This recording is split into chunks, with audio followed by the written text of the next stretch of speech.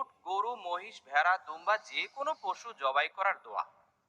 নিজের পশু নিজে জবাই করলে কোন দোয়া, অন্যের পশু জবাই করে দিলে তখন কোন দোয়া, আর বড় দোয়া যদি না পারেন তাহলে ছোট কোন দোয়া, এবং পশু কিভাবে শোয়াইবেন, মাথা কোন দিকে দিবেন, পা কোন দিকে দিবেন, বাংলা উচ্চারণ সহকারে সবগুলো দোয়া আমরা শিখে নিব ইনশাআল্লাহ।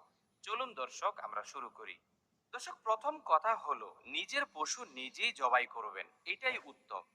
নিজে যদি পশু জবাই করতে না পারেন, সাহস না হয়, তাহলে অন্যের মাধ্যমেও পশু জবাই করাইতে পারবেন। তবে যেখানে পশু জবাই করা হবে সেখানে আপনি নিজে উপস্থিত থাকার চেষ্টা করবেন। দর্শক, কোরবানির পশুকে মাটিতে প্রথমে শুইয়ে দিবেন, অতঃপর কোরবানির পশুর মাথা দক্ষিণ দিকে করে দিবেন, আর বাকি যে অংশ শরীর রয়েছে তা উত্তর দিকে থাকবে। তবে কোরবানির পশুর পাগুলো পশ্চিম দিকে করে দিবেন। এভাবে শুয়ে আপনারা সকলে ধরে এরপরে জবাই শুরু করবেন। জবাই করার শুরুতে আপনি এই দোয়াটি পাঠ করবেন: ইন্নী ওয়াজ্জাহতু ওয়াজহিয়া লিল্লাযী ফাতারাস সামাওয়াতি ওয়াল আরদ হানিফাও ওয়া মা আনা মিনাল মুশরিকিন।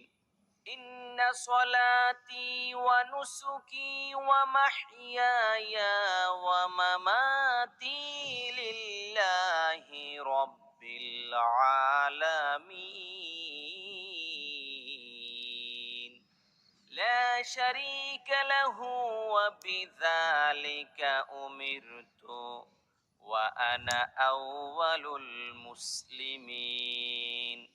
আল্লাহুম্মা মিনকা ওয়া লাকা বিসমিল্লাহি আল্লাহু আকবার। দর্শক, আপনারা যারা এই দোয়াটি না পারবেন, আপনারা এই ছোট্ট দোয়াটি পাঠ করেও জবাই করতে পারবেন। দোয়াটি হলো বিসমিল্লাহি আল্লাহু আকবার। দর্শক, জবাই যখন হয়ে যাবে তখন আপনি এই দোয়াটি পাঠ করবেন: আল্লাহুম্মা তাকাব্বাল লাহু মিন্নি কামা তাকাব্বালতা মিন হাবিবিকা মুহাম্মাদিন ওয়া খলিলিকি ইব্রাহিম। দর্শক, আপনি যদি নিজের পশু নিজেই জবাই করেন এবং একাই কোরবানি দেন তাহলে মিন্নি এর জায়গায় মিন্নি পড়বেন, মানে এখানে কোনো চেঞ্জ হবে না। আর আপনি যদি নিজের পশু নিজেই জবাই করেন এবং সেই পশুতে কয়েকজনের শরিক রয়েছে তাহলে আপনি মিন্নি এর জায়গায় মিন না পড়বেন। দর্শক, আপনি যদি অন্যের পশু জবাই করে দেন এবং সে যদি একা কোরবানি দেয় তাহলে মিন্নি এর জায়গায় মিনহু পাঠ করবেন।